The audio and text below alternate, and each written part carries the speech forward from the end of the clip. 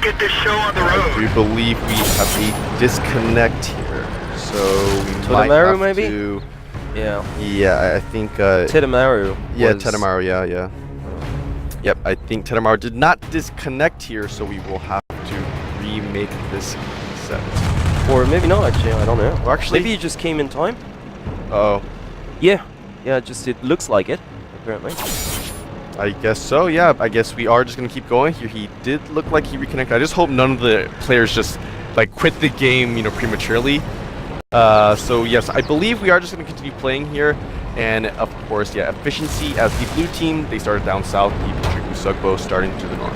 Yeah, and essentially not a whole lot of difference here in terms of tank lineups. We've got both sides deciding to roll out with 3 AMX-50s, 100 each. So yeah, 3 French unload tanks on both sides. You've got PvP Tribu Sugbo with double IS-3s on the other side. Well, you know, not a whole lot different. Once again, you've got Predator with an IS-3 for efficiency and Hatsune Miku with a 110. Alright, of course. So yeah, team efficiency here. With a pretty heavy presence along the southern part of the city. They do have, you know, 1 tank here covering the railway. Most of their tanks in the city. They have spotted Tedemaru here, so yes, he has reconnected, of course, in the IS-3. So I'm expecting, yes, the PvP side to be just north of where efficiency are right now. It's kind of in a defensive position along that north part of the city. We don't have vision yet onto the Sugbo members, but I'd reckon you're probably right. They might have sent just a couple of tanks towards the eastern force, but I highly doubt it. Okay, yeah, well, yeah. pretty much. Yeah, just completely... On the observer, like, yeah, they're all camped to the northwest. They only left a T1 at their base to cover for that northeastern engagement, possibly, or whatnot. But yeah, considering they started up north, it's like it only makes sense for them to do what they're doing at the moment. Yeah, most definitely. I mean, right now, yeah, they have spotted that T1, and they might, I don't think they're gonna like commit to it, but now they know, you know, at least where efficiency is like interested in. I don't think they actually spotted any of the heavy efficiency forces, but the fact that that T1 is pushed up that kind of north along that railway, it's definitely a sign to, you know, to PvP that something's kind of happening in that area. Meanwhile, efficiency is sending their own T1 to the easternmost part of the railroad. So that T1 will be protected by those wagons. And yeah, it's just trying to get vision as to if anybody's to the forest or not. So a very good move by efficiency, and if you'll notice, they've kind of split out at the same time. They left like 3 of their heavy tanks towards the inner city to defend from the north, and they've left 2 of their 2 remaining heavy tanks towards the railroad. So, for instance, if there's an engagement up to the northwest, the 2 remaining tanks towards the railroad will have the opportunity to go for a flank as well. So, typical efficiency type of maneuvering here. Yeah, they're trying to just figure out exactly where these PvP members are. Well, to be honest, now they probably know that either pretty much they've already committed down to a southeastern push, or pretty much everybody is to the northwest towards the city. They know that now. Yeah, I'm pretty sure they're expecting all of these guys to be up there to the northwest. And you can see on your screen, look at PvP's lineup. It's just so defensive right now, and there's honestly no real way. I think at this point, like right now, that efficiency can't go into this push. I mean, the thing is, PvP are just so tightly kind of woven into their defense right now that it's going to be extremely difficult. They do have one window of opportunity they can send, and I think they just saw it right now, considering like their movement. Yeah, I think like they go all the way to the east and go around. Not all the way, but just they could just go up the railroad to the westernmost rail, pretty much, and then flank from the railroad. Because there are a couple of openings and whatnot. And actually, it was efficiency who first came up with that kind of rush. Yeah, exactly. No, so when I saw their positioning, pretty much, I was poised for that, pretty much. Because if PvP decides to engage towards the city, then it's going to allow at least one of the 50s to flank them from the railroad. I think that's very smart, actually.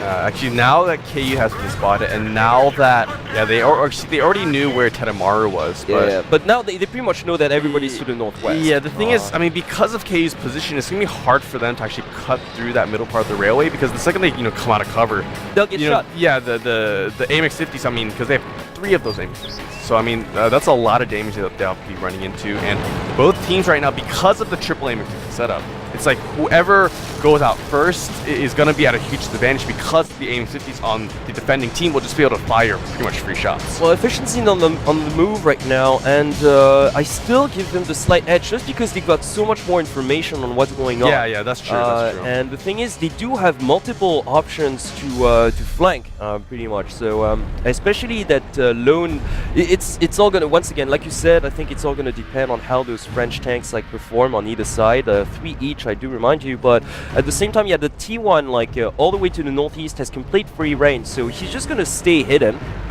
and just come here like in the nick of time to just perhaps start the capture. Whatnot, but I do have to give efficiency the edge just because they know exactly where the PP tanks are positioned now. Not all of them. See, right now they only have... It's a pretty safe guess, though. They know where Tadamaru is. They have to be careful because I think like 2 or 3 of the tanks are like to the kind of most northwestern kind of square area. What I meant is that they don't have to worry about their flank. Yeah. That's what I meant, is that they don't have to worry about southeastern push. Not anymore, because the T1 did the scouting very well, so they needn't worry about a sneaky base capture when they decide to attack. So in that sense, they do have the edge, because they know that pretty much anything south of their position is clear. Yep.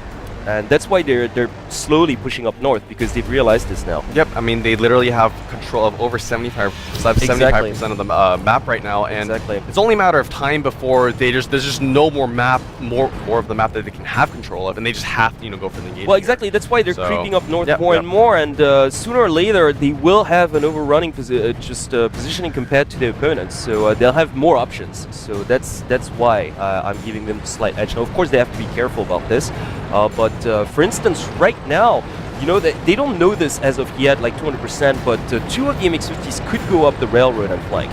Right now, they could. I mean, obviously, they can't know that for sure, but they could safely do that. Yeah, it's definitely, a lot is on the line right now. And although, Tribu Sugbo took that first set, it's, even if PP Tribu just win one more, or just win this one, then it's completely tied up, and then Efficiency will have no more advantage. So I think at this point, Team Efficiency, they know they can go for it, and they know they have the opponents, the PP side, completely just trapped that northwestern corner. And I think it's a shame they're not going for it, as a matter of fact, because like what I like though is that they're not rushing the situation, because they know that the PP side is not going to move at this point, so they're trying to figure out the best possible way, that at least to them that they have knowledge of to go. We're gonna have to replay this because there's only like 2 minutes and 20 seconds left, and the thing is, they should have made a move by now, and they know exactly, like, they had their opponent's corner, but now the T1 has been taken down. I mean, they just exchanged, but the thing is, like you said, Efficiency is just just a little too scared to push. They don't want to lose this, so we're gonna replay. It's honestly, I'll bet to these paycheck on it. We're gonna replay because the Efficiency had the opportunity to go for a surrounding maneuver, but maybe they realized, okay, we don't have enough time, and besides, like, we're even with our position advantage, we're not guaranteed the win, so we're gonna replay this, which is typical Efficiency. Yeah, definitely. I mean, they had really all the right cards.